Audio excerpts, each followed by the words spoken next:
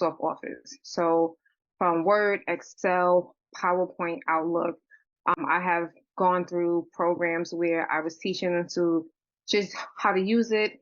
Didn't have any textbooks, but then we also had some courses. Hello, Lanisha, how are you? Then we also had some where I actually prepared them to do certifications for Microsoft Office, um, teaching them how to integrate Microsoft Word and Excel together. So there's a lot of different components, and I just like I had mentioned, Lanisha, we just got started. Excel to me is just one of those tools that I feel like everyone needs to know. You know, I want to reach, not because, again, I teach in a college setting, and everyone doesn't go to college. Everyone is not, signing up for continuing education.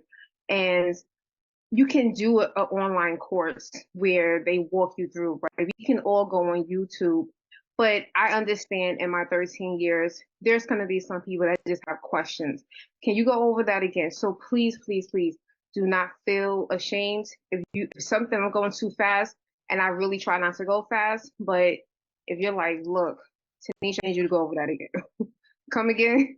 Please raise your Yes. hand, say something.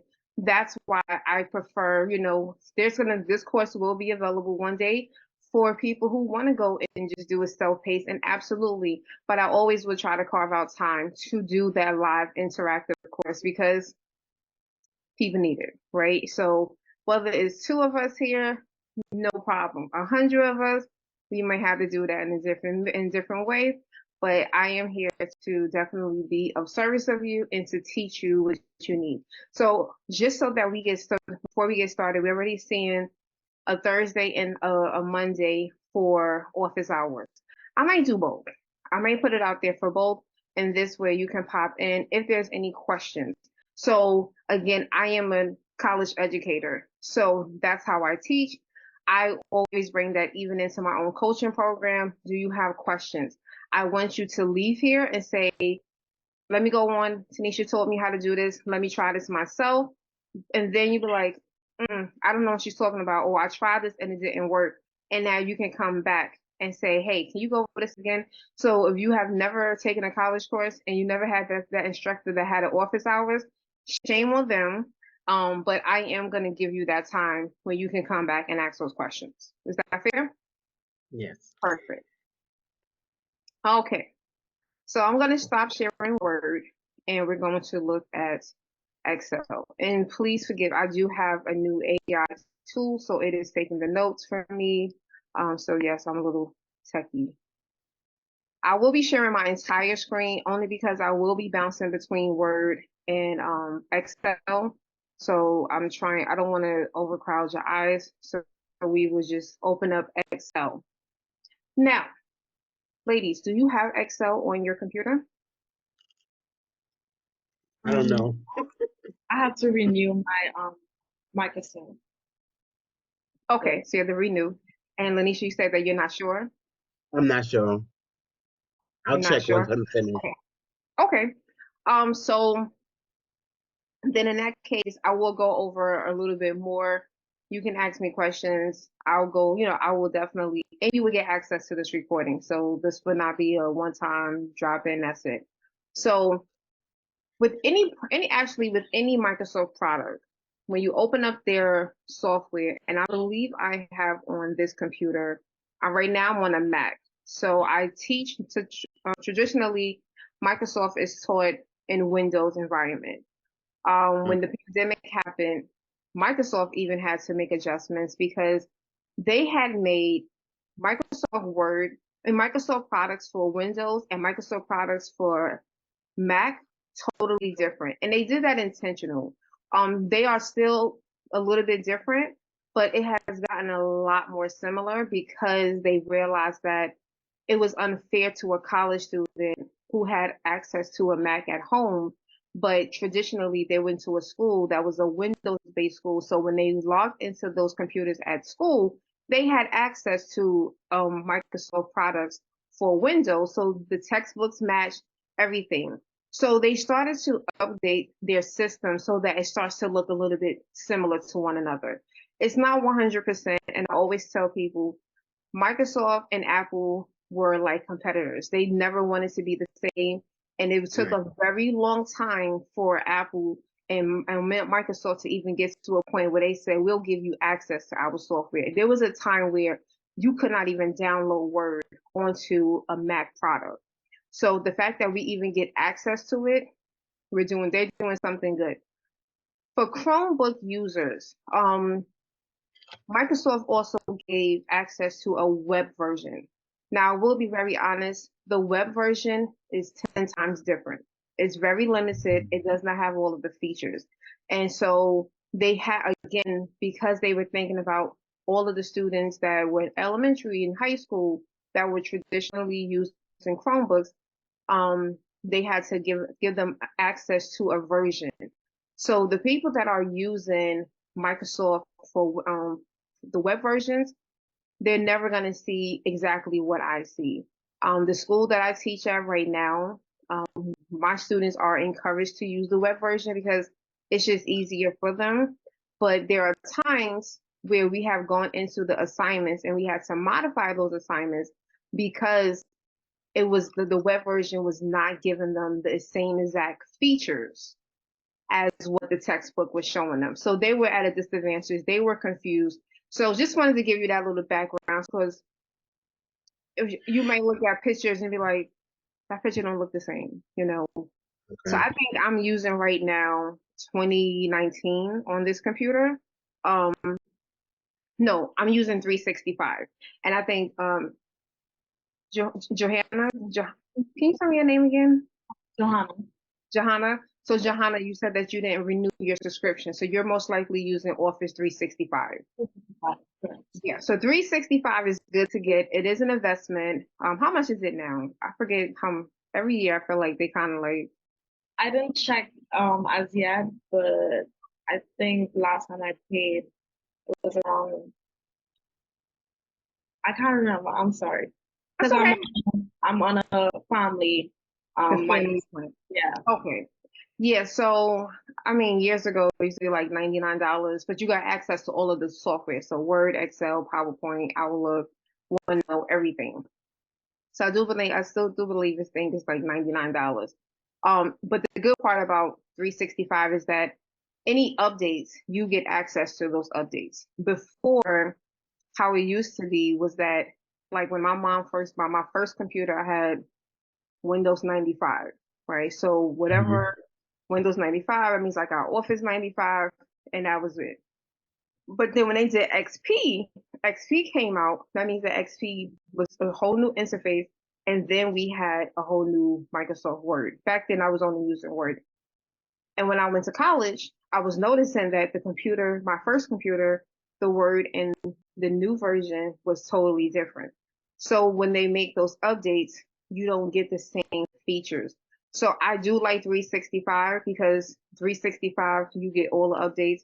As long as you keep paying that subscription, you will always get the most up-to-date version, and you don't have to buy each year or each time that they came out because Microsoft is getting a little bit ridiculous. They're like, I think we're at Office 2021 is the most recent that they put out as like a solo product.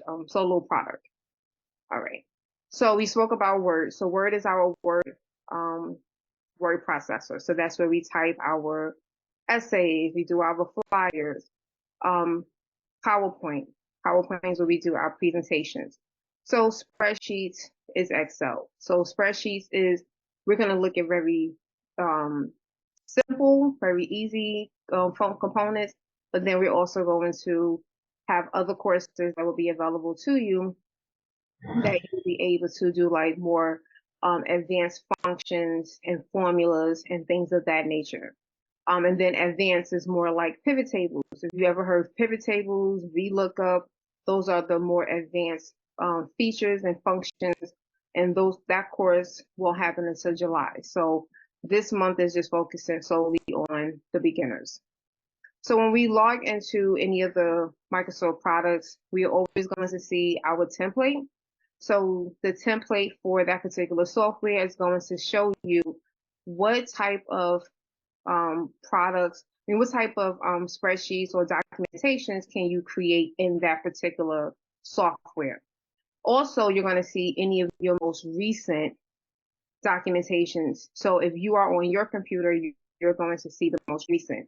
But if you were, let's say, at your job and you're sharing a computer, you're not going to 9 times out of 10, you're not going to see your documents. Depending on how the company has a system set up, you won't see anything under recent. You will most likely just see new. But then if you're sharing and it's the same username, then you will see the last document that, maybe Joe Schmo utilized in that particular, on that particular computer. You'll also be able to create just a new document. So Microsoft is great at giving you templates. If you never have an idea, like, what do I want to create? I don't know how to create a budget. I don't know how to, do a calculator for credit cards. I don't know how to do a to-do list. You don't have to start from scratch. You can find a template that's going to meet your needs. And that template is also going to give you ideas. You're going to hear things like theme, right? So theme is something that Microsoft created that says, we're going to give you ideas for fonts, colors, size of the fonts. So you'll be able to like really take away the guesswork. So you basically would say, Microsoft, I need to create a personal budget. They'll say, okay, do you like this one? When you double click on it, it's going to open up, and then you're going to be able to see what does that particular personal budget look like. So it is going to open up what we call a workbook. Okay. Now, we work in Microsoft Word. We open up a Word. That is called a Word document. Excel is different. Excel operates in a workbook environment. The best way to describe it is you have a textbook, and the textbook has all of these different chapters, right? Each chapter has its own information, and that information is going to pretty much outline whatever it is that it needs for that particular topic, but in that one textbook.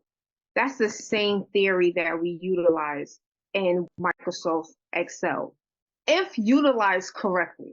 Okay, there are people who will create a new workbook, and it'll be the same related information. So what I mean by that is, I always give the example. When I used to work at JP Morgan, and the department that I worked in, they had one spreadsheet. Now I started working in 2006. This department was around since like 2001. They had one spreadsheet, and it had one column that had the date, and it had the second column had the bin number, and then it had the notes on what was in there. So it was pretty much from like January 1, 2001 through the day that I showed up.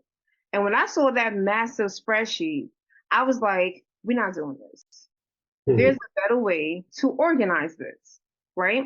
So I set, because I just can't operate in nonsense, and I organized it so that it would have one spreadsheet for 2001, because it was like, I'm not going to break up the months now. So it's like, all right, let's just make one for 2001, one for 2002, 3, 4, and then 5.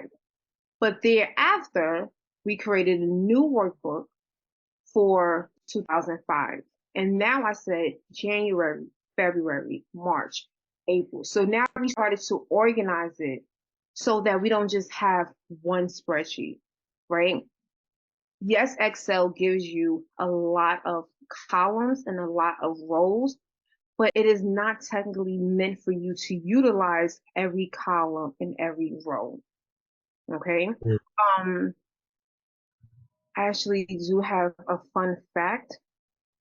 Let me see if I still have it up on my computer, but I forget, because it used to be like one of my trivia to my students, but there are over, I think there are over 45, I think 4 million rows in Excel, and there are over 200 and something columns.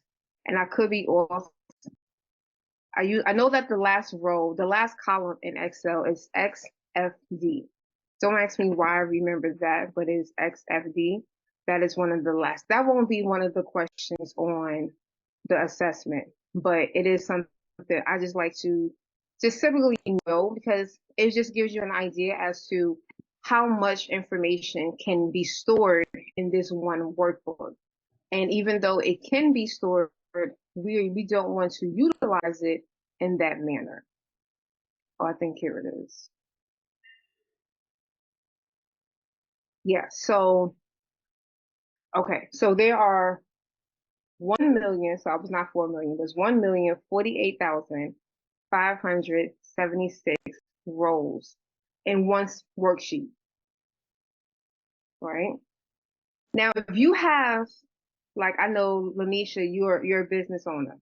Now, if you have 1 million customers for that month, then absolutely you will utilize all of those columns in that, I mean, all of those rows in that one worksheet. But if that's not the case, then we don't want that to happen. So the same thing for the columns. Yes, we have the columns from A through XFD, but we technically should not be utilizing all of those columns, even though Excel gave us access to that. So that's just something that you ever want to just give someone a random fact. You can tell them the last column in Excel is XFD. All right. Any questions so far? You could probably tell I get a little excited about this stuff. So just bear with me in my little nerdy ways. Okay, so I'm gonna go back. I just wanted to show you what a template looks like. We're gonna look at one of those later. But this is what we call a blank workbook. This is something that everyone who typically starts with at a new job, you're most likely gonna start at a blank one of these that looks just like this. And it is not something that I always say, don't get intimidated by how Excel looks because it's not intimidating. We just have to remember that Excel operates from a cell by cell by cell. So it's not like in Microsoft Word, where when you go into Word, you just start typing, right? And everything just happens in that one document. In Excel, you have to be mindful of which worksheet am I in? Which cell am I in? Like everything operates separate from one another. Okay. So I just want to go over, so Microsoft, I forget what year they started the tab system. So before you probably ever seen Microsoft, depending on your age, you probably just had like a gray ribbon and then we used to press file and that's where we saw all our stuff. Now with Microsoft, we do have the options for tabs. So the tabs is pretty much grouping together the different features and functions that you need. We're not going to touch anything outside of the Home tab. The Home tab is going to have basically everything that you need just to do the very general and basic components of your job. So the Home tab is broken up into different groups. So every tab is separated. Every tab is put together by different groups. And you will notice that, and again, on Windows, it looks different.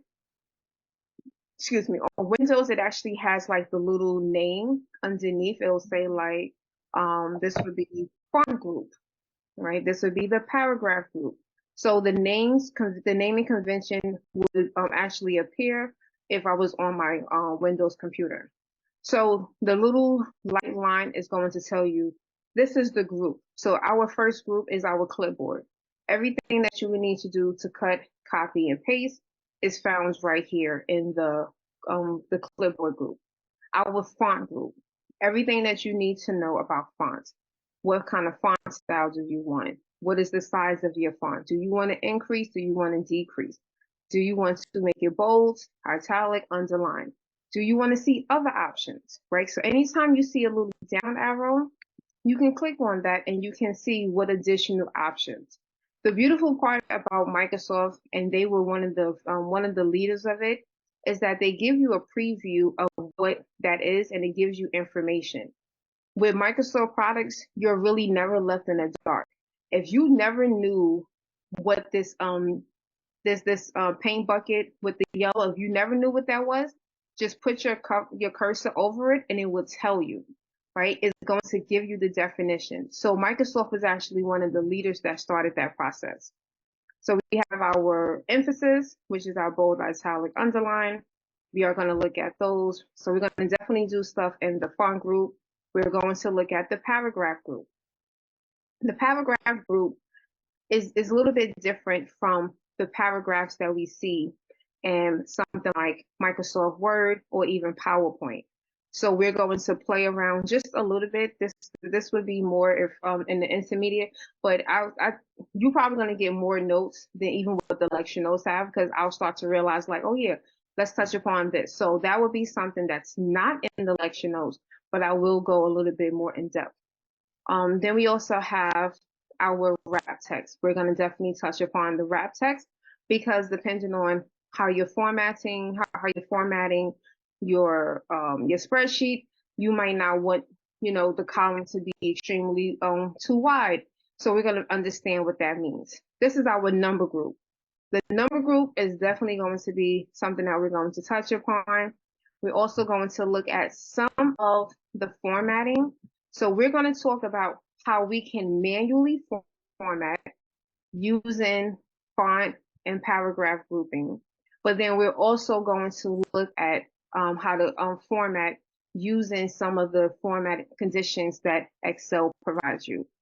This is where we have columns and rows and even sheets.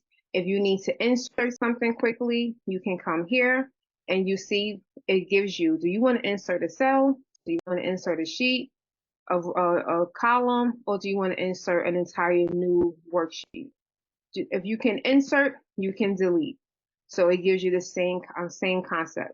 And then also if you just want to format, so we're going to look at how do we format? There's always more than one way to do something. So I will definitely show you how to do that. And of this group, the only thing that we're going to look at today's class is going to be where this little sigma, and that is for our auto. Everyone calls it auto sum button, but it really gives you the functions of other components. Okay. Any questions about just the home tab?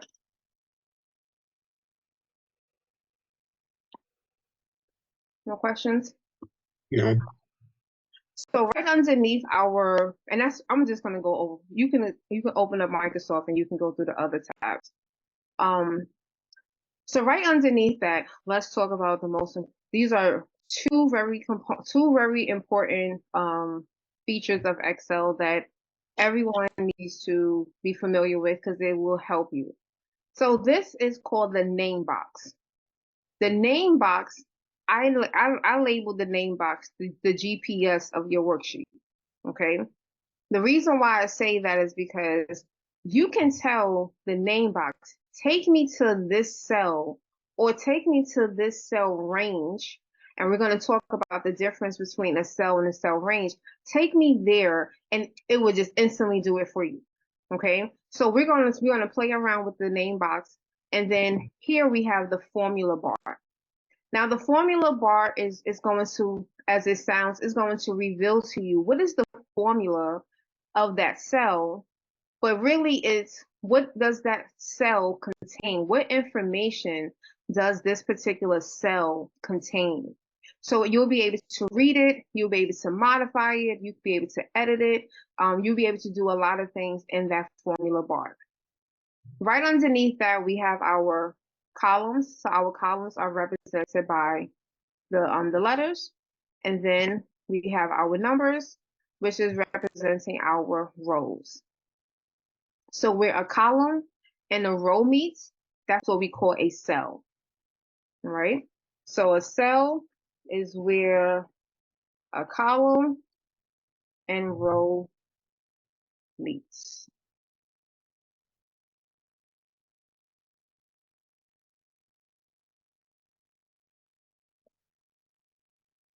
You said a column and row? Yes. So that is what a cell is, right? So cells are identified with the column first and then the number. So the cell that I'm currently in is called A2.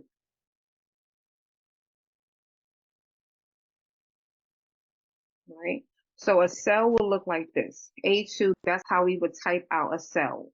So you're going to hear me say either the cell or the cell reference. And I'm going to make that note as well. Also,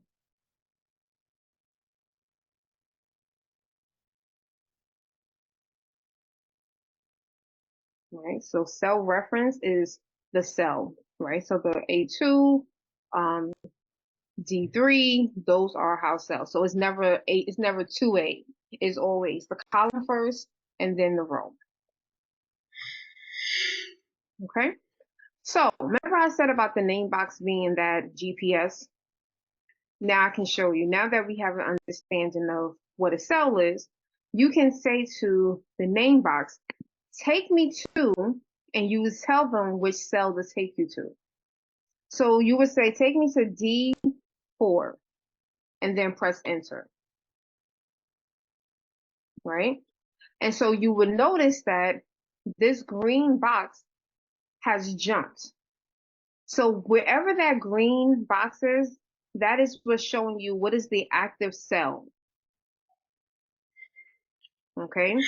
So anytime you see that green highlight, that is the active cell. That means that that's the cell that you're working in.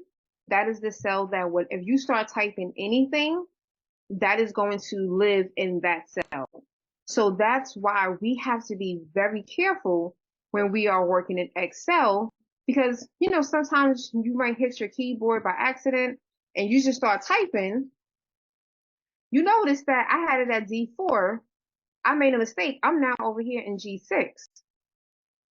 So it will mess up depending on what type of worksheet you're working in. It can mess up like formulas. It can mess up calculations. It can mess up information. So you want to be very mindful about which cell you are working in. Okay.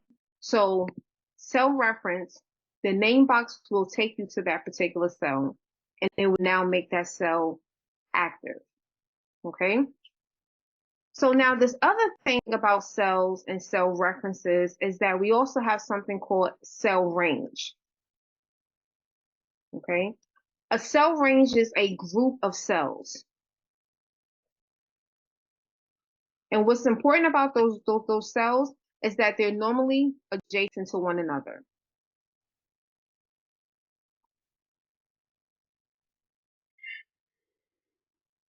Okay. So when we're looking at a cell range, it's going to look like, so I'm going to type it out for you to show you what it looks like, how it's typed out. So a cell range is typed out by what is the first cell in that range? And then you're going to say, what is the last cell in that range? So it doesn't have to be in the same column. It doesn't have to be in the same row. It can consist of multiple columns and multiple rows. But Microsoft just needs to know what is the first one and what is the last one of that range. So if I wanted to select, right, what is the first cell of this range that I have selected? A4. Okay, A4. And what is the last cell of this range? E10, perfect. Okay, so how this is written, A4 colon, not a semicolon, colon, E10, right? So A4 is our first, E10 is our last. Okay, so that is how you will, if you needed to communicate that, and we're going to build on this because we're going to start seeing ranges and formulas later on, but we just want to be able to decipher when they say A4 colon E10, what does that mean? They mean everything that's from A4 through E10 is going to be a part of whatever it is that you're going to do with those cells. And you can do a lot of things with them. You can format, you can use it for a formula. So we're going to see cell ranges in various ways. Okay, so that's why I wanted to make sure that you knew how to do that. But remember I said the name box can do some other GPS stuff for us. If you told the name box, select, so going back to this name box, select for me A4, select for me A4 colon E10, and you press enter, the name box will automatically do it for you. So I like to show students that, because the one thing that I know is that until you start getting comfortable, it might be difficult to highlight these cells, right? You might be like, I don't know how to highlight this stuff. So you can go to the name box, drop the range into the name box, and it will automatically make those selections for you, right? So it does not have to be you just using your mouse saying, okay, let me select it this way, right? You don't have to always do that, all right? Any questions? No. Okay. No. Going too fast? No. Okay. All right. So let's talk about formatting. Okay. So I'm going to pretend that my new row is A6. That's where I'm going to start to pretend that this is my top row. So I'm going to put name, and let's talk about how we can move within the cells. So you see how I just typed A6, I put in name, and you notice here in the formula bar, it says name. If I was to press tab, the tab key on your keyboard, the tab key is going to take you automatically to the next column. So when I press column, it will close out A6 and now move over to B6 for me. So name, city, tab, state. Right? Now when you press enter, enter is going to take you to the next row. Okay? So tab is going to take you column to column. Enter is going to take you row to row. All right? So I'm just going to put a few names.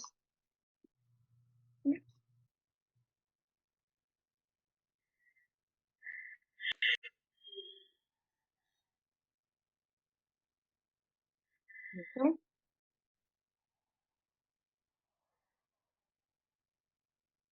I'm from New York, so we are going to use New York City. Okay. All right. So currently, everything, so now we're going to go look at the paragraph, okay, the paragraph group. Now the paragraph group is actually called a cell group in Excel, but if you know the paragraph group in Word, it's the same thing in Excel, just that we have different more buttons. So currently in A6 through C6, we have the headings. Now typically when we have headings, how do headings look in a spreadsheet? What's like some of the unique features that we notice about headings when we're looking at a spreadsheet? I'm not sure what you're asking. Go ahead. You was gonna say something? The headings, right? Yeah, headings. It's usually centered. So usually censor. So when we have headings, right? So so like if you're making a sign-up sheet for new customers, you want to collect their emails, the headings would be the names, the emails, phone numbers, our headings. Right? Perfect. So yes, they're typically centered. And anything else? Yeah, it's a bigger font, I think. Okay. Sometimes, Sometimes, yeah. right? So it's definitely usually centered, and then we also might add like a bold or underline, something like that. So I want to make our headings a little bit, I want them to stand out. So I want to now select A6 through C6. Now I'm going to show you a few different things, because a lot of us are accustomed to the cursor in Microsoft Word, and we just see the arrow and we just select. Excel is actually very sensitive, you just can't select the way that you want to. If you notice, and I wish I could zoom in so you can see because it's not going to change any difference with the little hand, but there are differences in how your cursor will change, and that will tell you how you're going to move and how you're going to make selections in your spreadsheet.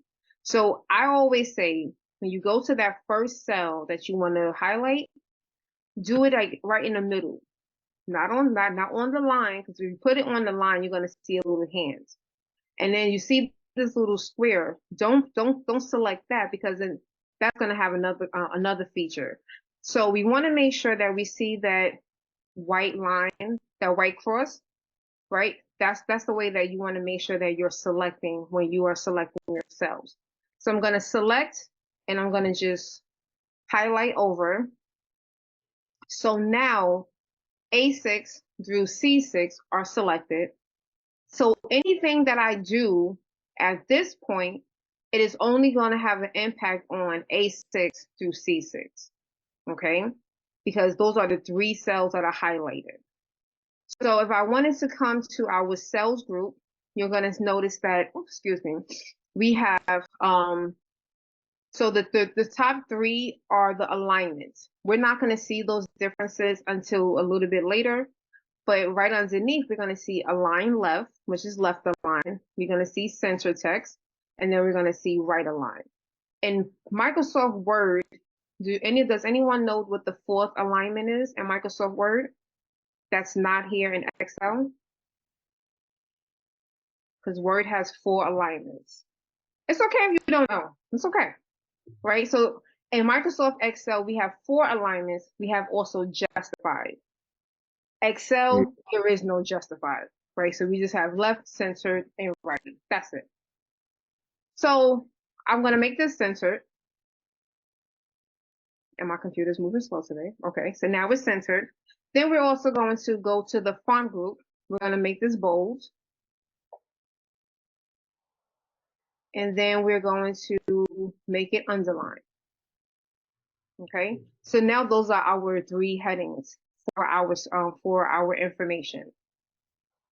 So you notice that the names did not change, the city, the state, nothing. It all remained the same. And that was because we only had A6 to C6 selected. Okay. Now, that's what we call formatting. You just formatted those 3 cells.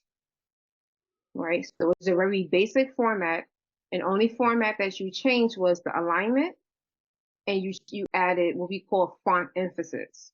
So that's still formatting, but it's just a very basic format.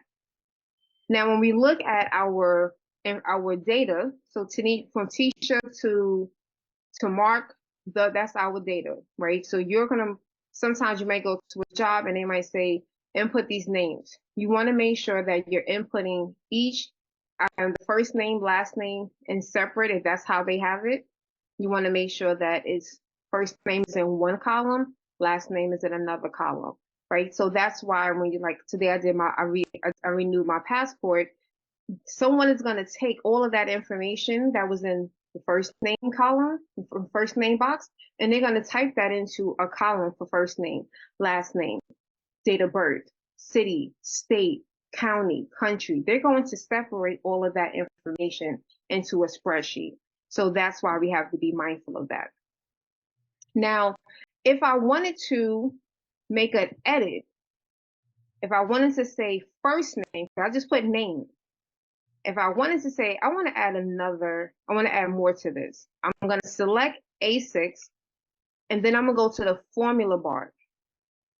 Now, this is not the only way to do it. There's multiple ways, but I always feel like this is the easiest way to do it. So go to the formula bar, and you will put that cursor in front of the N, and then you would just type in first name, right? And then you just press enter. Always press enter, because that is now going to close out that cell. Because if I didn't press enter, right, and let's say I start thinking that I'm gonna now move down to A10, and now I'm gonna start typing in Nelson, it's gonna start typing in Nelson where I'm at. So we always want to make sure that whatever I'm finished with this cell, press enter so you can get out of that cell. Okay. The other way that you can edit the cell is by double clicking into that cell. So now you double click into the cell, you will notice the cursor will pop up there. So you can put first, or you can say nickname, right? If that was something that you wanted to add. So you'll be able to make the change, edit directly into that cell, and you notice that whatever I typed here, it also was reflective in the formula bar. So now I'm finished. I'm going to press enter.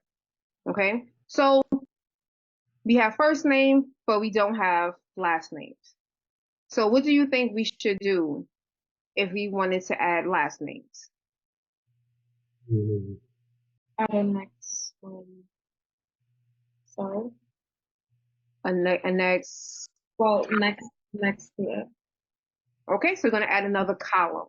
Next column. Yep, so we're going to add a new column. So remember I said over here, our friends, insert, delete, format.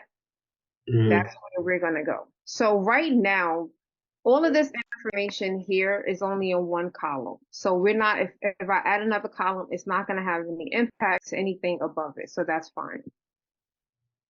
So there's a few ways that we can add a new column. So if you click on the letter for that column, that is going to highlight the entire column. You can right click. Okay, so you can write, I'm showing you all the different ways to do things. I normally don't do that, but this is not a college course and you're not getting tested by the textbook. So you can right click and you can click on insert. Okay, so where did it insert the names? I mean, where did it insert that column? The left side. On the left side, right? So I did that intentionally because it does matter where you click. Okay. So if you're in column A and you want a new column B, you're not supposed to click on column A because it's going to add a new column to the left. All right. So you want to make sure that you're selecting wherever you want that new column, click to the right of it. And because it's going to add the new column to the left of where you have it selected. Sounds a little confusing. So I'm going to undo. And now I'm going to click on, so I basically want a new column B. So click wherever you want to be a new column. Click there. And then this time I'm going to show you now how you can go to insert cells. And you can go to that drop down. And then you're going to see insert sheet columns. And now it has created a new column B. So now we can go and say last name, right? And you notice the formatting remained the same. Okay, so let's add some names. And I'm going to try to put some long names. Let's put some hyphens. Thompson. Okay. So I intentionally did that on purpose because this is real life, right? Real life people do have hyphenated names. You know, people have, if they are from other countries, they may have very long names. I had a teacher in high school. She had, I think, 15 letters in her last name. I forgot where she was from. So that happens, right? So you have a spreadsheet. You want your spreadsheet to show all of the information. So the first thing I want us to just make sure is that when we look at B8, B8 is not just Thompson-L. There's more to that. In order for you to see it, because the way it is right now, this is the way it looks, you will go to the formula bar, and the formula bar will tell you it's Thompson-Lewis. Okay, cool. But we have a few things that we can do where we can say, I want to change the column width. I want to see all of the first names, all of the last names, okay? So there's a few ways that we can do that. So the first thing that we can do is anytime you put your cursor in between two columns, and in some cases even two rows, you're going to see a double arrow, okay? That double arrow is going to say, whatever column is to your left, if you click on this little fine line with the double arrows, you're going to be able to now adjust it and make it larger or smaller, okay? So you can do this, you can bring it in, right? So that is one way that we can do that. Sometimes, and if I was, like I said, mostly in school when I'm teaching this course, where we would tell the students, and you probably noticed when I was dragging it, you see how it says width, and it actually has a number, it's like 11.50. That is the actual number of that column width. So it does have a number. So 11.5 is not enough space. So I have column B selected. I'm going to go over to format, and I'm going to go to the drop down. When we go to the drop down, you're going to notice that, well, this is for a column. So even though the column is selected, you are still going to see the options for row height, but don't worry about that. But then we have column width. We have also something auto fit column width, and then we have default width. So if someone said, I want you to change the column width of this to 11.57, right? They can give you a random number. You can actually say, okay, cool. I'm gonna go here and I'm gonna put 11.57 and I'm gonna press okay. And that, because we were already at 11.7, so let me do something where you can actually see it actually move. Let's say 15.89, right? So that's how 15.89 will look, right? Because they're going to give you the number. But most of us are just going to say, I want you to do auto fit column width. And what auto fit is going to do is it's going to scan every row that's in that column, and it's going to find the cell that has the most information, and it's going to adjust the column based off of that cell. So it's not just the information that you see right now in your screen view, it's everything. So remember, it's like 1,049,000 something rows. It's scanning from 1 all the way down to 1 million to see. Right now, we just have information up until B9. So when we press auto fit, it's gonna try to fit it in the nice, it's gonna put a nice little cushion in there. Okay, so just so that I want you to be able to see what I mean, if we went all the way down here, we just put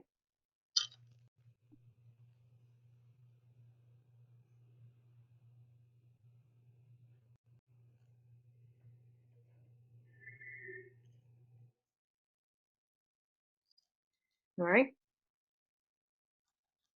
So you notice that we added that, nothing changed.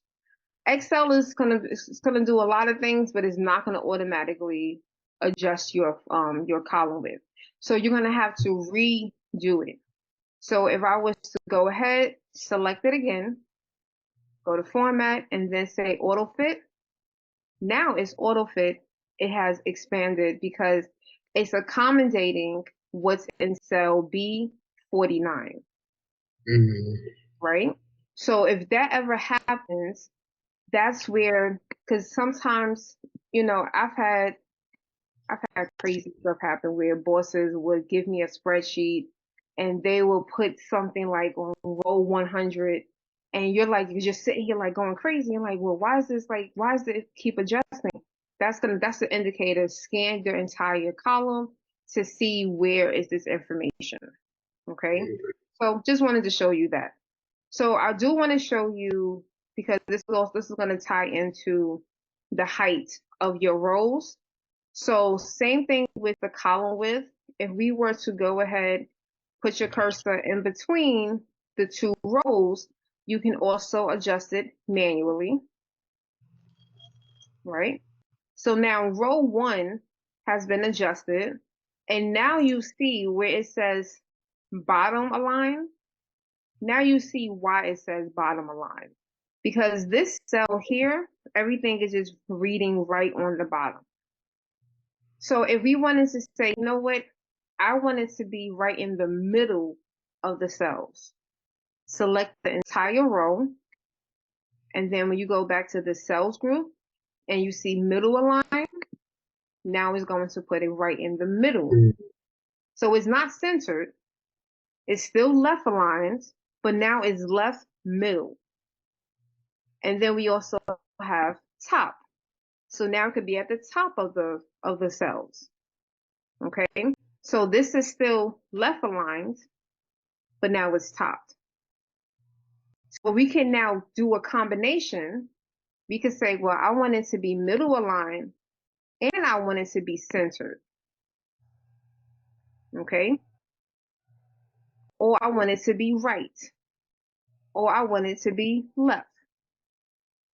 Okay, now that will sometimes, as you notice, we started to lose words.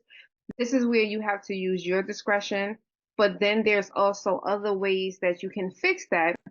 And the reason why it really did that is because we have a lot of information remember, all of this information, cell where a column and row meets, that's actually all in cell A1. It appears that it's in F1, but it's not. Okay, so I'm going to come down here and let's change the font size. Okay, so when we go over to the font group, we do have our fonts, and again, it's only changing what is in that row. So anything that is in row 4 is now being formatted. So we're not going to change the font style or the font size for anything except row 4. So we can choose something like this, and we can change the font number to, let's say, 48. Okay.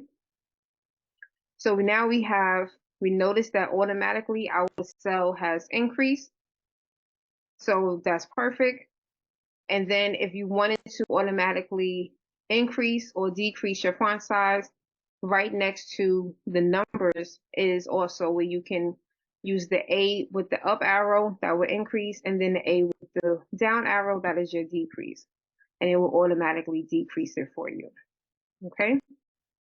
So now that we have a font size of 26, if we wanted to change this, because again, when we looked at our column rows, our column width, we were able to say, I want my column to have a width of a 15 point whatever.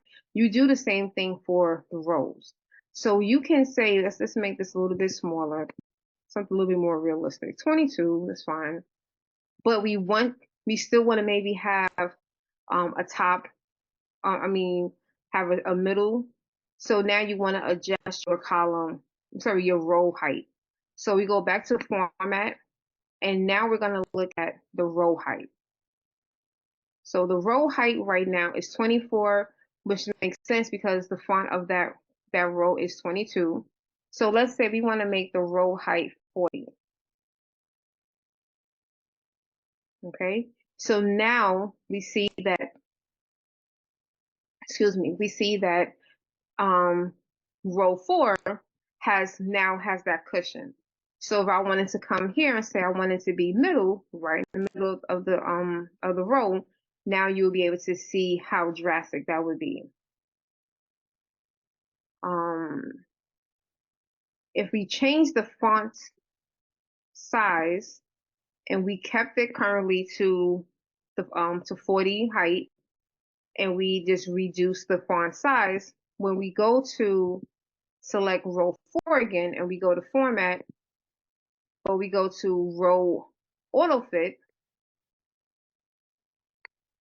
it's now going to decrease the size of that to match the size of your font. So you want it, auto fit is not going to give you, it's going to maybe, you'll see it a little bit. You notice that we did the bottom, it jumped a little bit it's not drastic. Top would be the same way. It's not drastic. If you want drastic, then you would just increase the row height a little bit more, and this way you'll be able to distinguish and see the differences. Does that make sense? Okay. So any questions as of right now? We're going to take a break in about 30 minutes. Any questions? No questions. Don't be ashamed. Don't be shy. Don't be shy. All right. So we can change the font styles, right? We can change the font size. We can add emphasis. We can do that for some of the cells. We could do that for one cell. But what if you wanted to do it for all the cells? Do you think you would have to select every cell in the spreadsheet?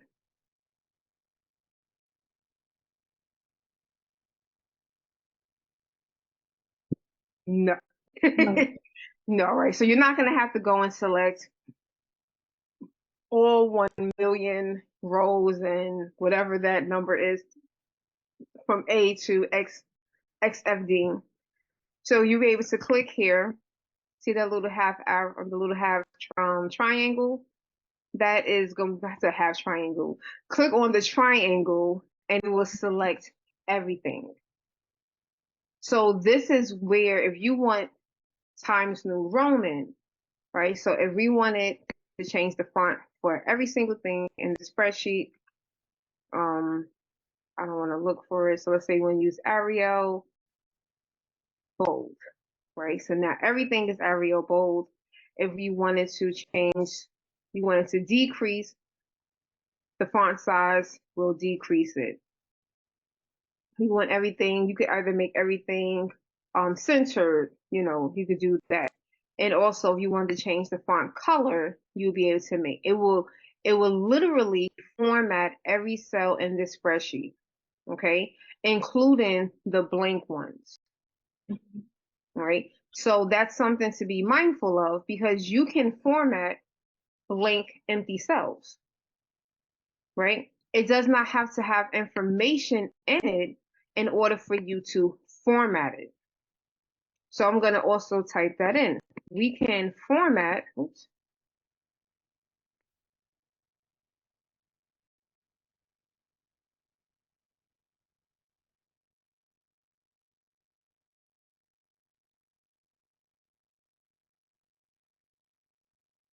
Right?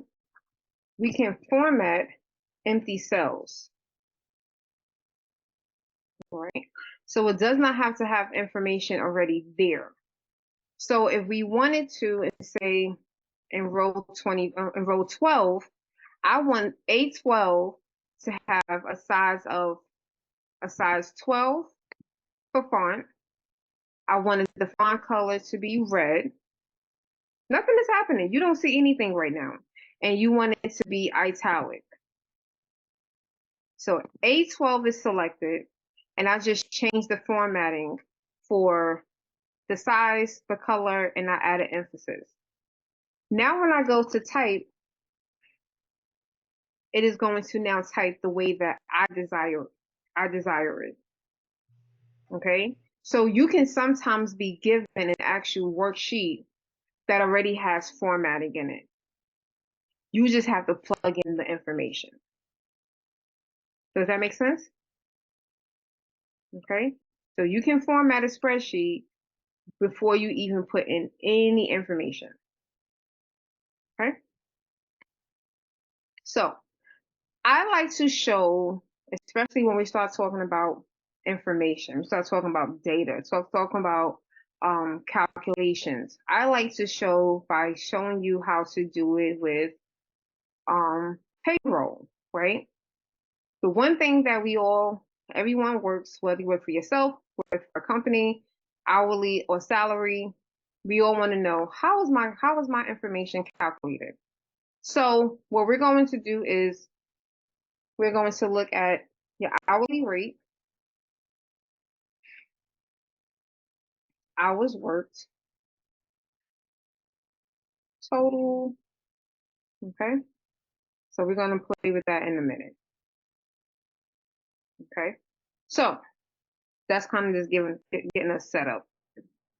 So the one thing that we do know is that Excel does give you, the real reason why Excel was created was to do calculations, right? That was really why, to do very complex calculations, but Excel really can just do any calculations. I used to tell my students, I said, I wish when I was like in elementary school, but I probably wouldn't have used it. But if I was that child in elementary school, I probably would have been the one that I would have like kind of cheated and went to Excel to, check those, remember those hard math questions? That's exactly what Excel does. Excel will do the calculations for you.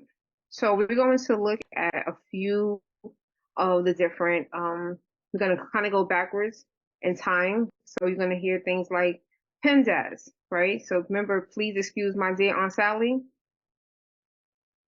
I know I'm not the only one that knew it as please excuse my dear Aunt Sally. So that was the order of operation. So PEMDAS, or please excuse my dear Aunt Sally, was the way that we learned how to do math. So we were told if it's in parentheses, do that first. If there's an exponent, do that next. If there is, if it's math, if it's multiplication, division, addition, subtraction, they don't change the rules again. It's not even the same. They're like, if it's multiplication or division, then you do either one. So they don't, it was like whichever, so a division comes before the multiplication, then you do the division. And the same thing with the addition, subtraction, subtraction. If the subtraction comes before the addition, you would do that first. And I was like, that's not how I learned it. But whatever. I'm not going to argue with these new Common Core math people. Okay. So now we're going to get into our calculations and seeing how. So let's just look at regular numbers. If we wanted to calculate 23 plus 45 and press enter, how come I did not get an answer? I put 23 plus 45. Where is the answer? Because you have to put it in a formula box. Okay, so that's close, right? So not in this case, it doesn't have to be in the formula box. We have to prepare it for a formula. Oh. So right now, we have just typed in 23 plus 45. That was it. This is not a formula yet. Okay, so formulas must, and I'm going to put this in all caps, must start with an equal sign. Right? So if you did not know what 23 plus 45 was and you wanted an answer, you have to communicate to Excel equal, come on computer, equal 23 plus 45. Now you do that, you press enter, now you'll get the answer. All right. So if you just quickly, and I mean, I know we all have a cell phone and our cell phones have a calculator, but let's just say your cell phone died. Okay. And I know some of us never let our phones die. But if it did, and you had Excel ironically open, and you got a crazy number, someone said to you, equal 127 plus 589 divided by 502 multiply 120, right? This is the math problem that they give you. You don't have to stress out. You just got to go to Excel and say equal sign and type it in the proper way. And once you type it in and you press enter, it will automatically. So before we had to figure out, are they in the parentheses? Multiplication first.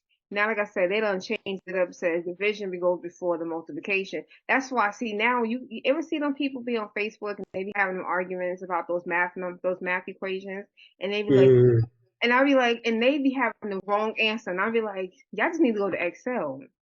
because Excel just give you an answer.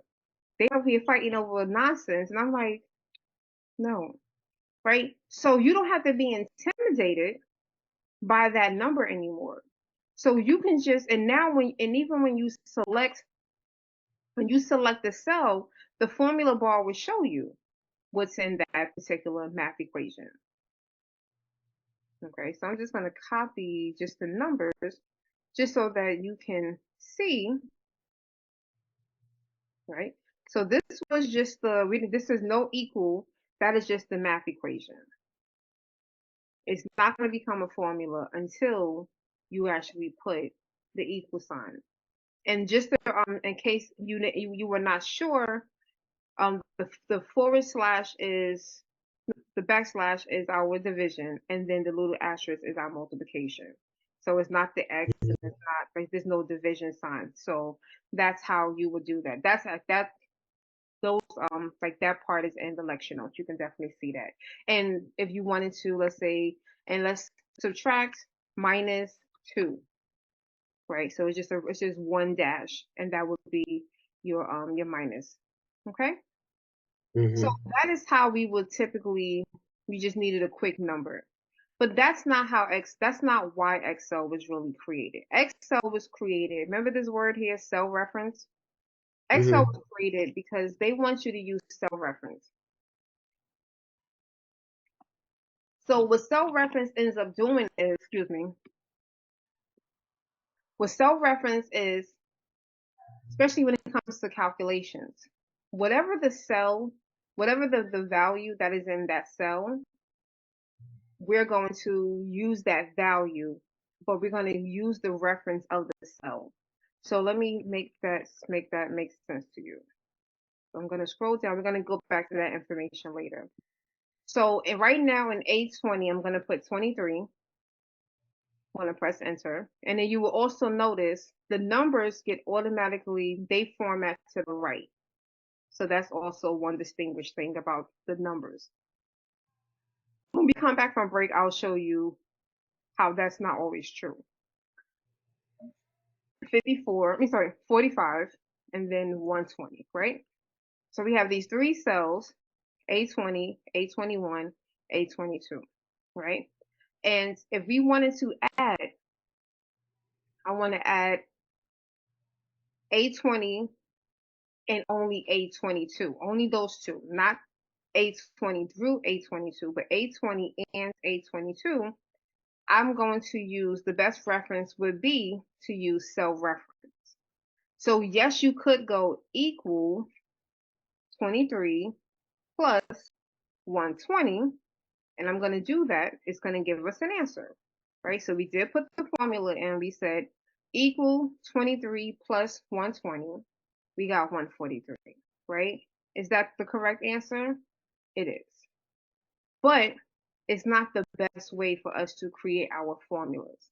So what we want to do now is we want to create a calculation utilizing the cell reference. I want the value that is in A20 to be added to the value that's in A22, right? It starts to even sound different because we're only focusing on give me the value in A20 and the value of A22.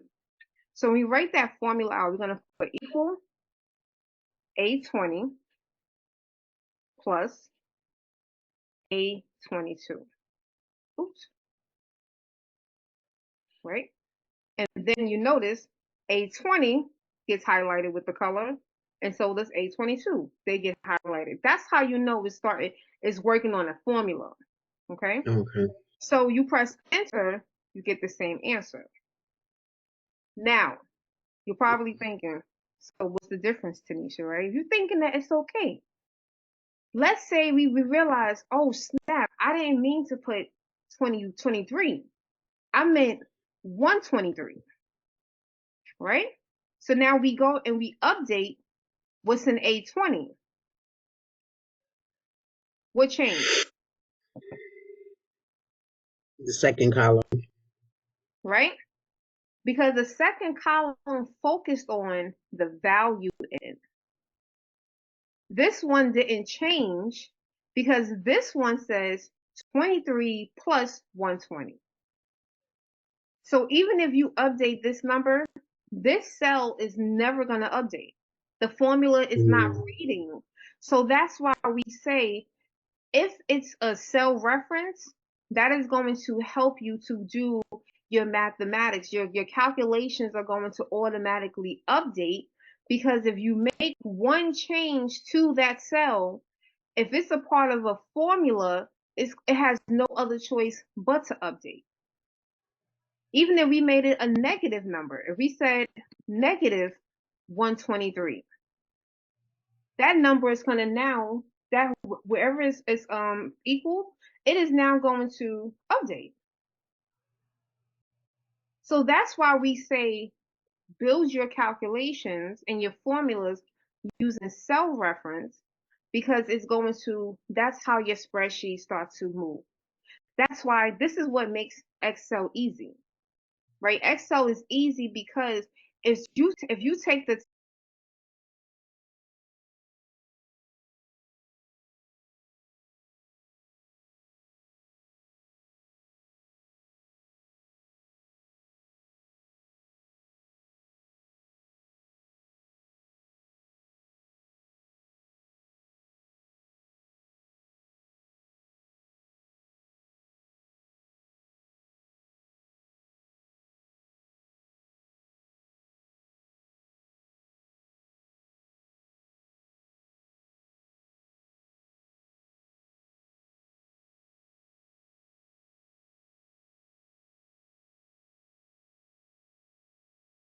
okay,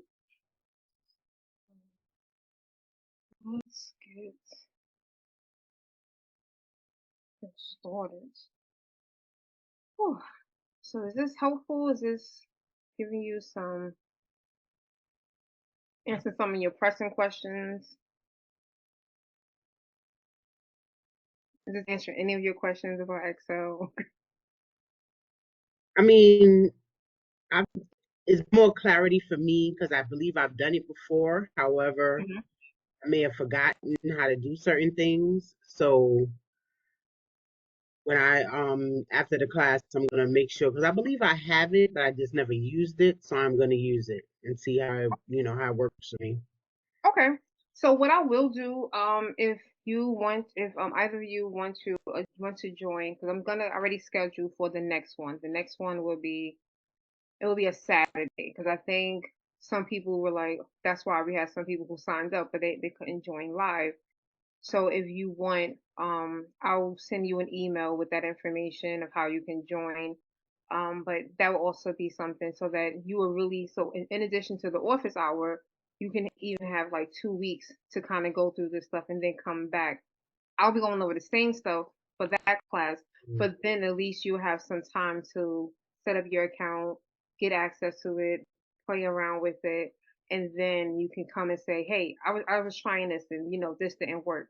I want you to definitely get the ability to try it as much as you can Mm. because Excel, like I said, with any software becomes easier the more that we utilize it. If we don't Right. get into it, that's the only way you can um, become an expert in it or you can mess up in it, right? Because then Mm. you'll learn how to correct your mistakes, how to actually, go in and say, okay, you know what, I did it this way, it didn't work out. Let me try it this way. So that's also why I'm showing you multiple ways to do different things. Like I said, when I'm teaching at a college, I have strict rules, or we have to teach them this way. Like when I was teaching the certification course, that was very strict rules because we was teaching them how to pass the exam. That's actually Okay. not my favorite way of teaching, but it was a check, so I did what I had to do. But I like people to know because sometimes keyboards don't work, the mouse doesn't work, but you still got to get your work done, and I want you to be able to Mm-hmm. get your work done. Gotcha. Okay. All right. So anything else before? Because this second half is pretty much going to be formulas and charts. That's Okay. pretty much the last that we have to do. Okay. So Yes. yeah, notice I put some more numbers here while we were getting our coffee. I got my coffee here. So the one thing that we also And the reason why I don't like to put formulas right underneath the numbers because that's not realistic. The reality is you are sometimes going to have your data in one column and someone say, I want you to put the total of it in column E. So I never like to teach in one particular structure, but I will show you the purpose of doing it both ways. Okay. So we had spoke about auto sum, right? So when we normally hear of auto sum, what do you hear? What do you think of when you hear Addition. the addition, right? So even though we have the auto sum function, we that's not the only auto that you can use. So we have auto sum, we have auto average, we have auto count, you have auto max, auto min, right? We're not going to touch on all of those, but you can basically, matter of fact, I'm going to show you how to use all of those, only because you're taking this class with me today. That's how much I love y'all. So auto sum is going to basically is saying the values that's right above the cell that you're in, or if we had everything in a row, the values that's to the left of everything in this cell, I want you to add for me. So if you don't know how to do a function, but you just hear someone say, "Give me the auto," like use auto sum. All you would have to do is select the cell right underneath your numbers, and then you would just press that sigma sign. So when you press that, this is what a formula looks with a function. Okay, I'm going to show you how to create this manually as well. But this is what a formula with a function looks like. So you will notice that we have our equal sign, right? Because we cannot have any formula without a equal sign. Then it wants what is the function? So in this case, the function is sum, right? So normally we would hear, give me addition, give me add. No, sum is the term that they use in Excel. And then we would notice that it is separated by the cell range, okay? But this time it's in parentheses, okay? So as always, I'm just gonna press enter, but I wanna come over here because I want you to see how it's written out. So formula with the function, okay? So we have, it starts with an equal, and then it has the function you're using. And there are a lot of functions, like a lot. That's actually the one reason why that's when Excel gets real complicated. There's some functions I don't even know how to use because it's like for um engineers. I'm not an engineer. So engineers, they know how to use those. So your formula with the function is going to have starts with an equal sign, it's going to have the function, and then the cell range is going to be in parentheses.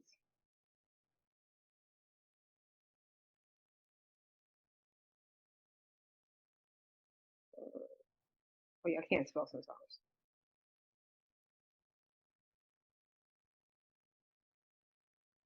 I never claimed to be a spelling bee's champion. I lost that in third grade, and I claimed it. Right? So we have that. So that's how it's 99% of the chance is going to look. And I say 99% because as you start to do more advanced formulas, it's going to look a little bit different. Sometimes it's going to have a comma, right? Sometimes it's going to have a dash. Sometimes it's going to have two groups of parentheses. Sometimes it's going to have a bracket. That's how complicated it can get. So it will 9 times out of 10 basically have this format.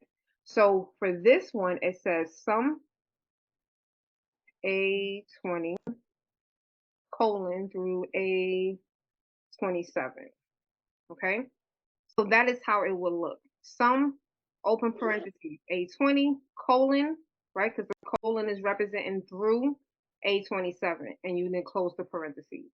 If you don't close your parentheses, that's where we start to see errors. You start to see, different warnings. Excel is going to tell you something is wrong. Sometimes it will tell you exactly what is wrong. So you just have to be mindful. And usually people forget to close the parentheses. So just kind of remember that. Okay. Give me 1 second.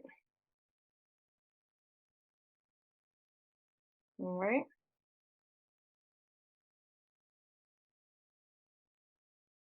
So that is how we do the formula with the function. Same thing that we spoke about earlier. If you make any changes to any of the numbers in that range, it will automatically update that formula. So that's the beautiful part. Okay. So it will automatically update for you and you just keep moving on and you just keep doing your math, right? So any questions about formulas or formulas with cell reference before we go back to doing the fake payroll? Not yet. I'll follow it because I know I had moved around when you was doing it. So I'll follow it once you're doing the next one. Okay, not a problem. Okay, so here we have, and like I said, every time I do this lesson, we start with how do we do payroll, right? So everyone has an hourly rate and then they have the numbers of hours worked. And then we have to do the calculation of what is the total for that. So let's say that Tisha's hourly rate is $27.15. Lisa is $22.50. And Mark is $21.80. You can't have the men making more than this, okay? Mm. So then we have the number of hours worked, right? So now you want to input. Some people might work the same, some people might work less, okay? So this is information. 9 times out of 10, if you're gonna say if you are working in an office setting and you have to do payroll, this is stuff that either is going to be input for you from a computer system or you might have to input it. But if you set up the calculations correctly, you set up your formulas correctly, you won't have to do anything in column G. Okay? So column G, we can either say 27.15 times 40, or we can say what? What can we say instead? What do you think the formula is going to be in column in cell G8? What do you think the formula is going to be? Would it be E? Wait. You said times, right? Mm-hmm. Would it be E8 times F8? Beautiful. Okay. So we're just going to put the formula E8 times F8. Okay. So now we have the number. Now you could typically just put the formula in for each one. But because we know that Excel can do some quick things for us, I'm going to show you how you can just copy that same formula into G9 and then G10. Okay. So remember when I was saying we got to be careful how we are selecting the cells, because you know that you have the cell has the white cross, it's looking for you to select. If you see the little white hands, it's trying to move. But that little green square, that is our friend. We like that because that is what we call an autofill. It's going to automatically fill it. It's going to copy. It's going to do something really fast for you. And that becomes helpful when you have a lot of information to copy. So just envision you doing a payroll of 500 people. You don't want to have to sit and do all the people, right? No, not even one time. So you will put your cursor over that little green box. See the solid black cross, and now you're going to drag it down. And once you let it go, it has now copied the formula from G8. Okay? That makes sense? So we're going to add one. Let's add 2 more people. I'm just going to put first names. We don't care. Oops, I forgot that. See how Forgot that this cell had that different format. I'm like, where does red come from? Okay, so we have 29.12, and then we have $30. Judith works 29 hours, right? So we can go in, same thing, put the same formula in, or we can say, give me the cell, the formula here, and I want you to just copy it for me and drag it down and let it go. So that's the most easiest way to do that. Okay. So now let's just say hypothetically your boss comes, you know what, we're gonna give Kenny a 25-cent raise. Okay. And this happens. Like my sister works for Transit. Transit be giving them 25-cent raise sometimes. So now we can just go to Kenny's line for hourly rate, and now we can change it to 30.25. His total is going to be automatically updated. So now you don't have to worry about that, going back and now re-updating that formula. Same thing with hours. If you make a mistake, oh, he didn't work 39 hours, he worked 19 hours. That column is going to automatic. So this is why we really, really, really say we gotta put these formulas in. Because if we don't put these formulas in, you're going to be sitting here doing so much work manually, especially if someone comes and say, oh no, the machine, it printed out the wrong report. Tisha didn't do 40 hours. She did 20 hours. You don't want to have to sit and do the recalculations. Set up your formulas the correct way the first time, and now it will do the rest for you. Okay? So now, is it realistic to just have hourly rate and hours worked? No, right? Now we typically be paid taxes too. So let's add another column. I want to add taxes because we live in America and we have to pay, unfortunately. So let's say our taxes come out. What's our taxes? I'm in New York. Let's say 15%. Right? Let's say we all paying 15% in taxes. Let's say Kenny lives in Jersey, he have to pay double taxes, so let's say he's 19%. Okay. So now there's a few ways that you can do this. So this is not the total, this is the subtotal, because we got to do some other work. Okay. So right now this is factoring in, and you notice when we moved over, the formula still stays the same. That's also the beautiful part. You insert another column, another row, as long as that cell has the correct formula, it's not going to have any impact on it. So you're good to go. So now we want to say, give me the taxes. Actually, I should have did it the other way, but that's okay. We're not perfect. So now we want to know, what is the taxes? Actually, I do want to make it the correct way. It just doesn't make sense.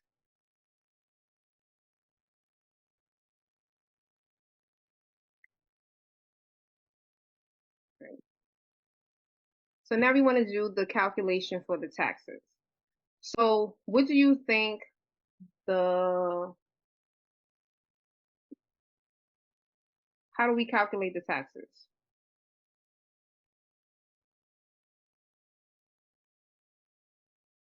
The equal sign, G8 times HG. Okay, perfect, beautiful. Okay, so now we have the taxes. Do we need to do each one individually? No. No. We could just copy it down, bring it on down, right? So now we have everyone's total, we have their taxes, we have how much their taxes are, okay? And so now their final total is going to be what? What does that calculation look like? Mm. What does the calculation for the final total look like? Equal sign GH minus IA. Come on now, I love it. Right? So GH, because we need the subtotal. Now we got the tax total. And so now we can say IH, I8, and now that's how much they're going to take home. Mm. Okay, so Tisha works them 20 hours. She bringing home 461. All right. But again, because we have everything updated and everything is used in cell reference, if your boss came, everyone's getting 40 hours. All right, cool. All you got to do is just say, cool, not a problem. Mm. You got all the updated totals.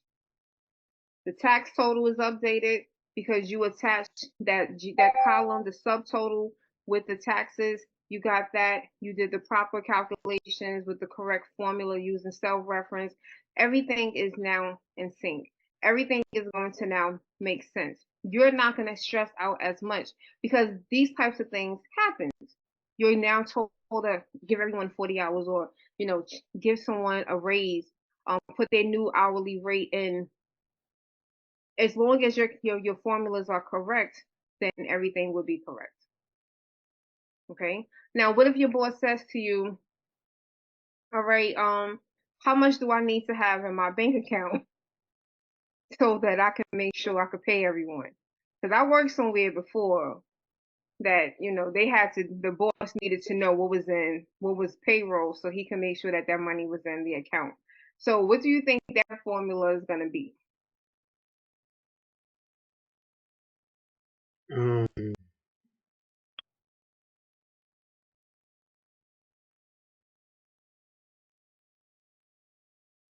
Which column do you think is the most important column that your boss should have in they account to do payroll, to pay payroll? J. J. G. Oh, They got, really? they got to pay them taxes. See, that's Gotcha. so believe it or Mhm. not, and this is something that I have, like I said, I worked somewhere, and it was an unfortunate situation. The boss was not paying people's taxes, so on the pay stub, it was reflecting that you're paying these taxes, but he was only focusing on column J, the check Mm. that needs to be cut that day. So now when the IRS is coming to him like, hey, where's your employee's taxes? You've been withholding it. You've been withholding it. He was only focusing on making sure that he had 741.20 for Mark instead of having 872 for Mark because he got to pay Mark's taxes too. So in essence, most people would say column J because that's what's gonna like literally come out today. But really, it's column G. That's how much any business should have in their account to cover their tax, to cover entire payroll. And again, this gets Mm. even more complicated because when you start living in certain cities, you got city taxes, state, you know, insurance, 401k, right? Those are things that start to. So this spreadsheet can actually be really extensive. We're only doing very basic, but we can have more columns and it starts to become this minus, G8 minus I8 minus J8 minus KH. It's just going to keep on subtracting because those are other things that they also have to pay on our behalf. All right.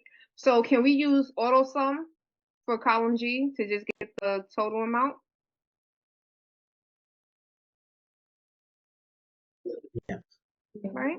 So we could definitely use auto sum. But I don't want to use auto. Matter of fact, we could do it.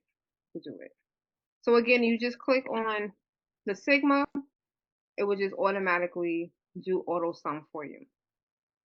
Okay, you press enter, and now we get, so that boss would basically need over $5,232.80 to make sure that they can cover the entire payroll.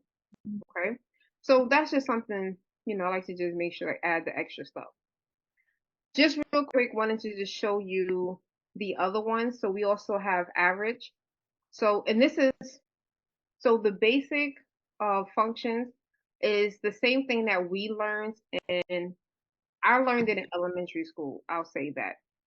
Elementary school, we had to do the sum, we had to do the average, the median, the mode, right? We had to do those things. Same thing in Excel. So if you wanted the average, so here's the total, and you always want to label it. So what would, if the average of your your subtotal, you can say equal sign. Now average, there's no abbreviation. Average, you just actually type out. And I just want you to just pay attention real quick. Average is just one of the average functions. We have average A, average ifs with an S, D average. There's a lot of functions. And I'm here to tell you, I have not used all of them. So don't ever ask me what is the average, because I think they might have added that one from the last time that I had to type out the word average. So we want the average of the totals, the subtotal of column G. Okay. So how can we complete this formula? So we have average. We started the parentheses. So now you're seeing me actually type out your formula. So what would that range be for the subtotal?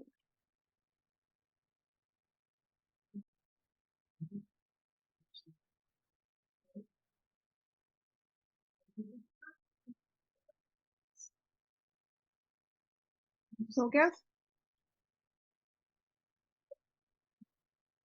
All right. So it would actually just be the average of G8 through G12, right? Mm, We're not going to include the total because the total is another calculation. okay. So I'm going to type it in this time. The next time I'm going to show you how we can actually select it. So what did I say? G12? Yes. G8 to G12. Mm-hmm. Remember I said we got to always close it out. So the average amount for payroll for a person is about $1,046. Okay. Okay. If we wanted to know what was the max, so in theory, we had 50, 500, 100 employees. What is the max? Meaning, what is the highest value? Who's getting paid the most money? Okay. So the max would be equal MAX, open parentheses. This time I'm going to show you how you can select it instead of typing it out. So you can actually just select the cells that you want. It will automatically populate. Only thing you want to make sure is we close it out and press enter. Right? So the max that we're paying is $1,210. So if there's a maximum, there is a Minimum. minimum. And that's min, M-I-N. So min, same thing, M-I-N, close parentheses. So we're using the same data, but getting all different answers, Mm, right? So this is how you can communicate to someone, look, this is how much we need, but this is the average that I'm paying each. So like someone might call, Lanisha, what's the average you're paying your employees? What's the average of your products? You can put all of your products that you sell, services, put it into a spreadsheet, put the total amount for one, do the mhm. average, and now you can say the average cost of my products is fill in the blank, right? So you can Yeah. get a real direct answer because you did the calculation. There's no more Gotcha. guesswork, right? What is the maximum? Now, again, if you have a product that's $500 and one that's $2, That's the easy calculation. Um, but just to give you an idea how you can start to apply this into your life, into your business, into your work. Like I said, I work with students. I have right now the class that I'm teaching, I have 31 students. Sometimes I just need to see what is the highest score? What is the average that they're getting on the final exam? Put into Excel, give me the average. The average mark for this class, the average grade is blah, blah, blah for the final exam. Okay. So one thing I do want to show you, because this looks kind of like congested and you're not really sure where things end. So you would notice that in the font group, you see how we have like this little line with like a dash and it's a cross? That is what we call our borders. So if I wanted to select row 12, right? So I'm selecting A12 through J12, and I come over here to the font group. The font group is going to give me borders, right? So we typically want to, because when you're dealing with math, you can say I want a border, right? So I want to put a bottom border, and this way now you would know anything underneath that border is some type of formula. Okay, so that's one way to distinguish. When you put a border, the border is basically saying this is the input or this is the calculations, and then anything beneath this is going to be our totals. There's another way that we can also, so when we're looking over here, and we're going to focus more on the cell styles. So cell styles is going to give you options of how you can format your spreadsheet. I don't know why is there delay. So when you click on cell styles is going to tell you that you can utilize, and let's look at for the for data and model. Here we have calculation, right? So this means, and this is recommendations. This is not like tell or be or. Recommendation is if you use the calculation cell style, that is letting someone else know that this is a calculation. That means that there is a formula in this cell. Okay. Whereas you might see something like input. Input means that you type in that information or that information came from some form of software. There's no calculation there. So everything that's in G, we could basically calculate everything that's in G, go to cell styles, and we can put calculation, right? When you put calculation, that's letting someone know, oh, this person, there's a calculation here. If I was to select this cell, I can see that in the formula bar, there is some type of formula there. Same thing with I and J, because we have a formula there. And then what we can do for E and F, we can say input, because input, we just put those numbers in. And then the same thing for taxes. So these are just styles. These are ways. Again, you don't have to. You say, you know what, I don't like these colors. You don't have to. But this is just recommendations. And this is common practice because now, because typically when it's a calculation, we put it in bold. So you see your taxes, if your tax person is doing the old fashioned, you'll get the documentation. This is how much you made. This is how much you spent. And then this is your total. And then you'll notice that total is typically in bold. That's why they just added different colors.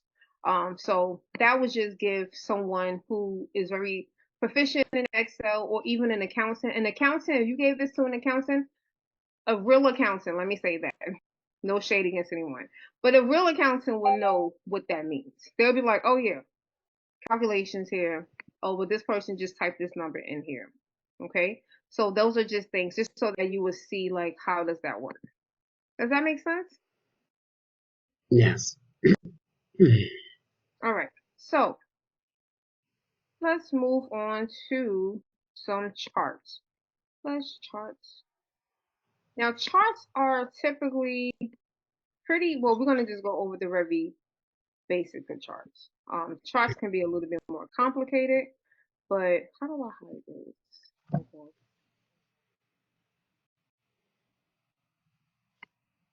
Yeah.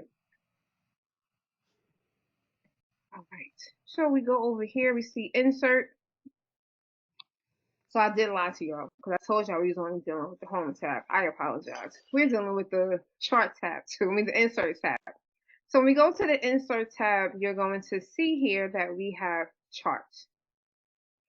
When I say to you, Excel has evolved so well because this was not here, even when they started with the different tabs on the ribbon. We did not have as much of the options that we have now for charts, especially the recommended charts. So many people don't know what kind of charts to use, right? I've had students who use pie charts because that's the only chart that they might have used in elementary or high school, but that might not be the best chart to display your information.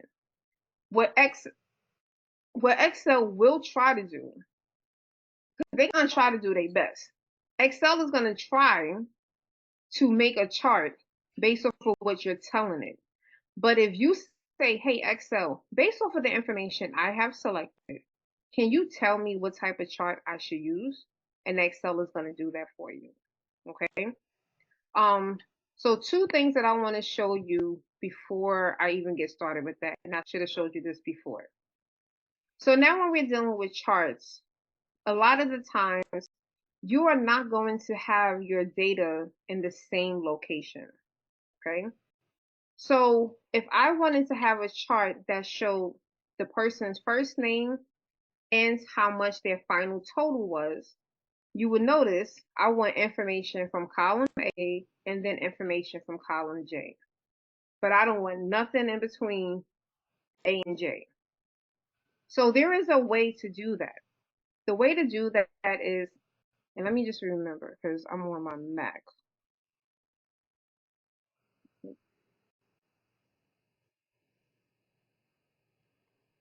Right, so you see how I have right now, I started with the first set of data. So I selected the first range. So this is what we call non-adjacent selection, right? Non-adjacent selection.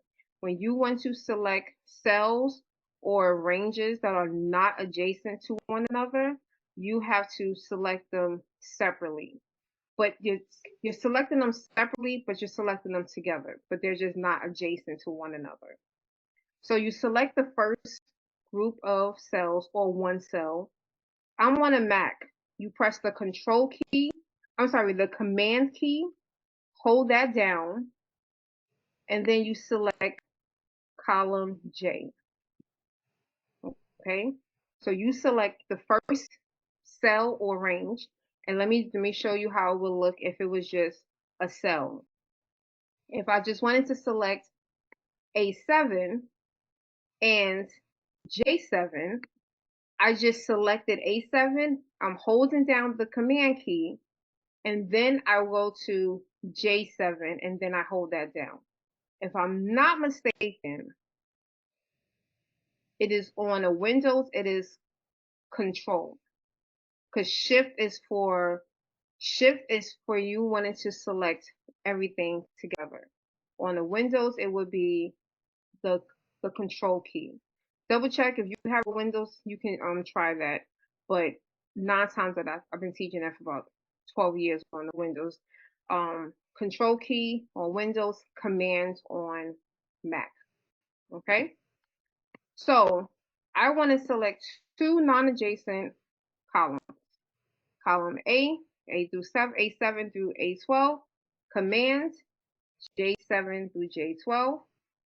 Okay, so I have my data selected. Now I can go to Excel and say recommended charts. Excel is now analyzing on your behalf. It's taking away your thinking problem. You're like, I don't even know what to think about. I don't know how to do this. And Excel said, based off of this, Tanisha, even though they don't know my name, these are the recommendations we have for you. We have a column, we have a pie, we have a cluster bar. So bar and columns are the same. And then they also have something called a funnel. I don't use funnels. I like columns. Let's use a column chart. So when you click on column, your chart is going to populate directly into your spreadsheet. Okay. Once it gets into your spreadsheet, it can kind of populate anywhere. So now you got to kind of control it and say, where do I want this spreadsheet? Where do I want this chart to go? Now, I'm very big on making sure that I show you where and where not to select so that you don't make the mistakes if anything happens. So right now I'm going to deselect the chart. So right now it's selected. I'm going to deselect it by clicking off. Okay, so when I click off, I am not selecting the chart. But if I wanted to move this chart, I'm going to click into, don't click on the lines, don't click on the columns, don't click on the names, don't click on anything. Try to find the clear space because it's not always going to be white. But try to find a neutral space. And now you're going to see the double arrows. And now you'll be able to move it. Mm. Okay. So now when you move your chart, now you can still see your information and then you can see. You can actually make your chart smaller. So if you have ever used a shape, and that could be in any software, Canva, you would notice that the little circles, you can do the same thing. You can make it smaller, right? Now don't make it too small because that's going to, it will start to change the outcomes of your chart. Okay? So that's how you would just insert a chart into Excel. Okay? So this is a very simple chart because we just wanted to know who they are and what's their final totals, right? And that's fine. If we wanted to have a chart that had the hours worked, well, this one is not as realistic. So let's make some changes. And then you're going to notice, pay attention how the chart also starts to change.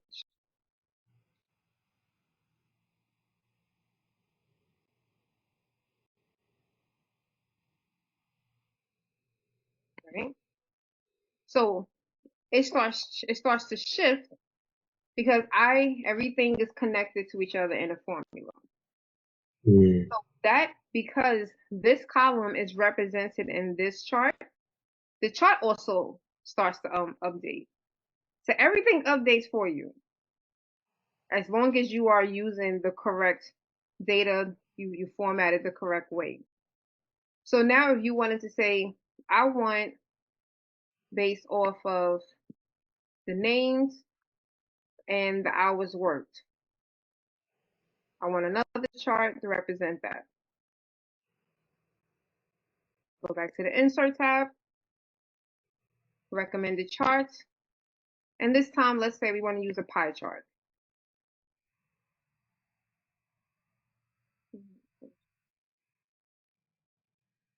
So now this pie chart is going to automatically, oops, see, I done messed up and did the one thing I said not to do.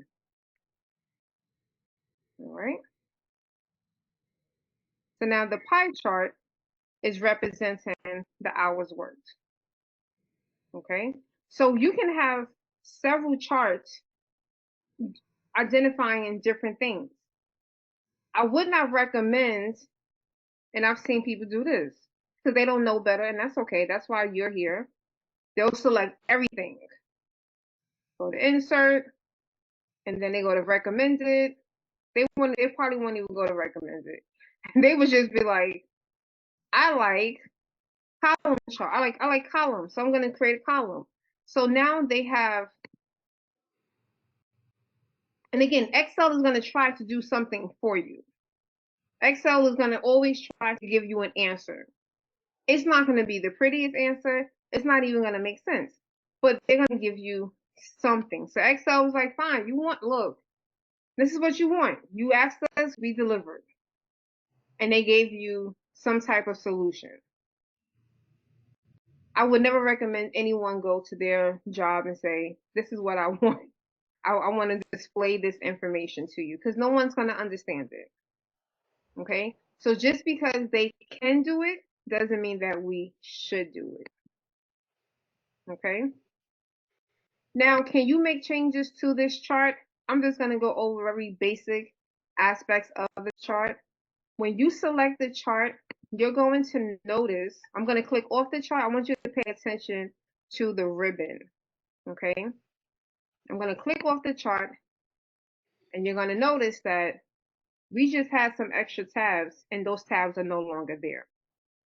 You notice that? I'm going to click on it again.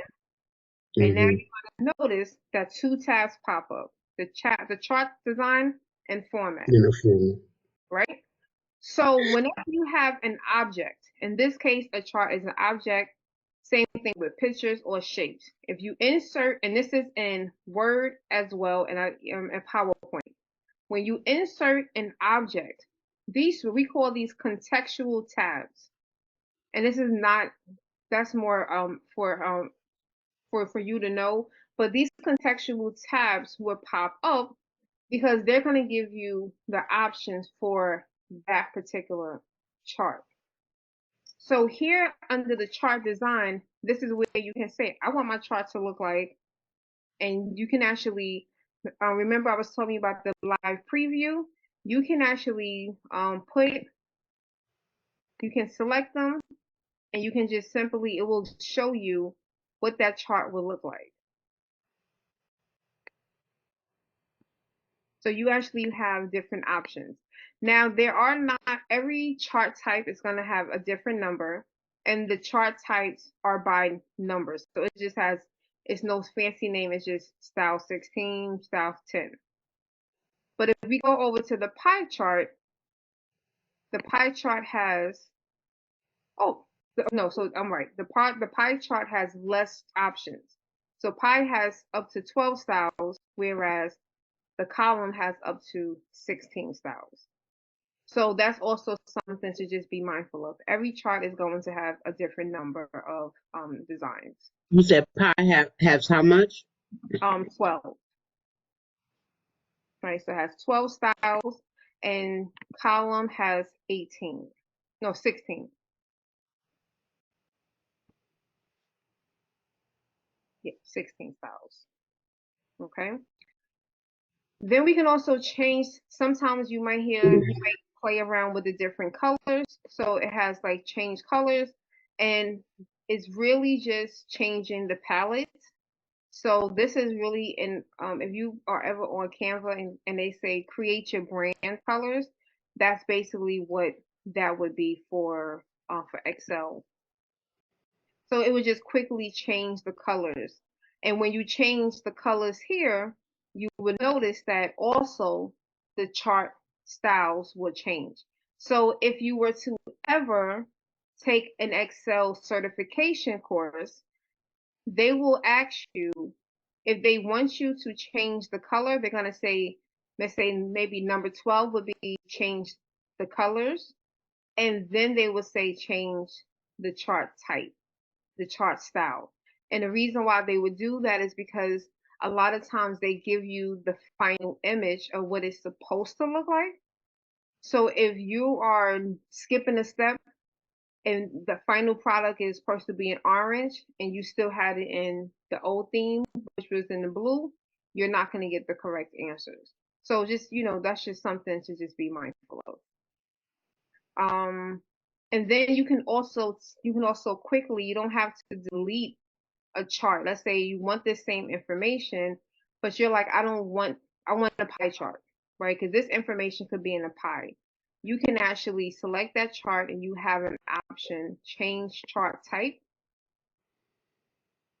And you can actually make a choice and say, I want it to be a line chart, right? I want it to be a pie chart.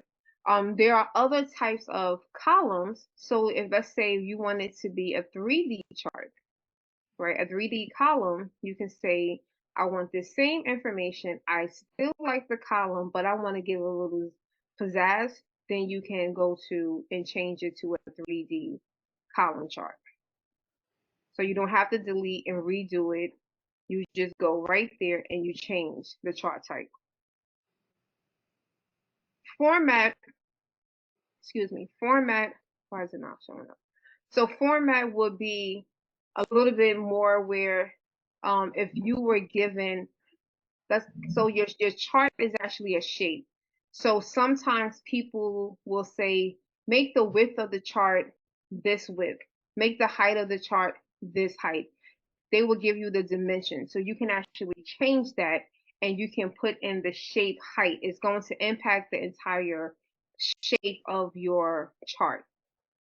If you wanted to change the font or the text color, you can change the text color as well. So the formatting is more so for like the wording in your chart. The shape fill.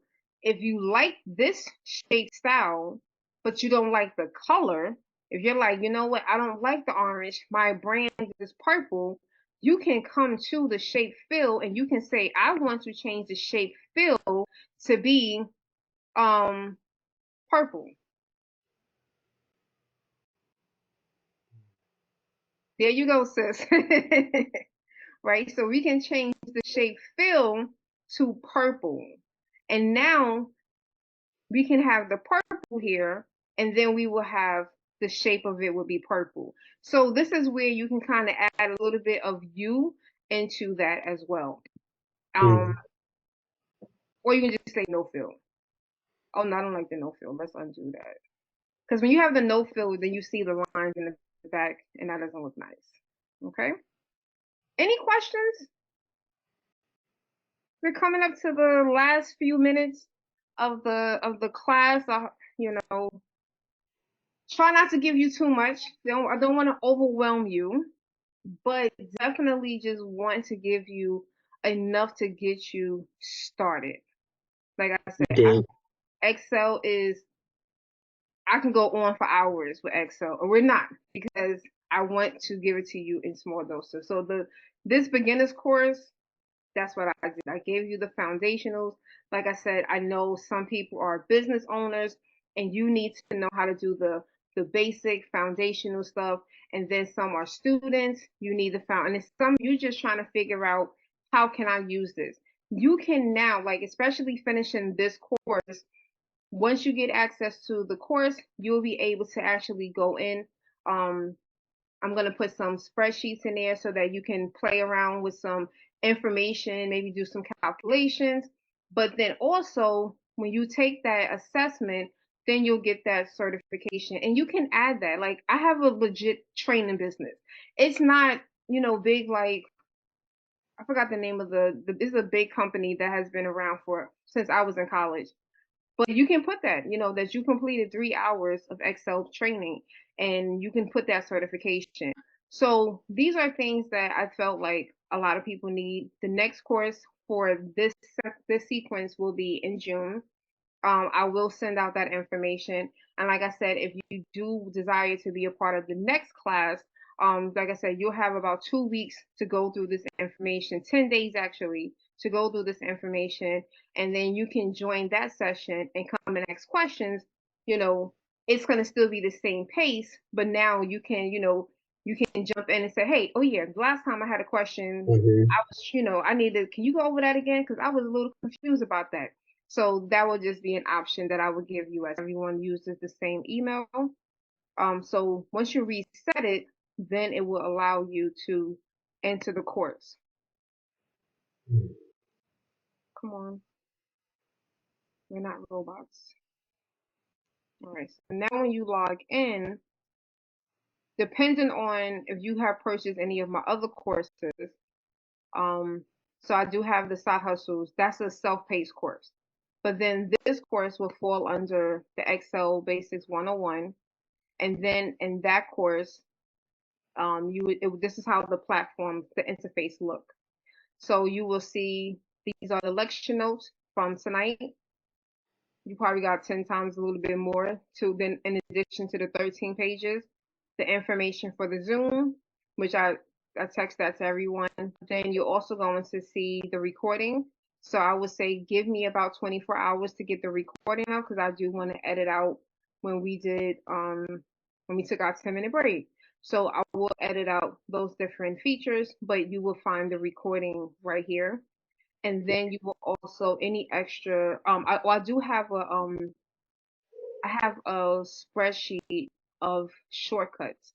So keyboard shortcuts, we didn't really go over that, but there's some keyboard shortcuts that I want to give you access to.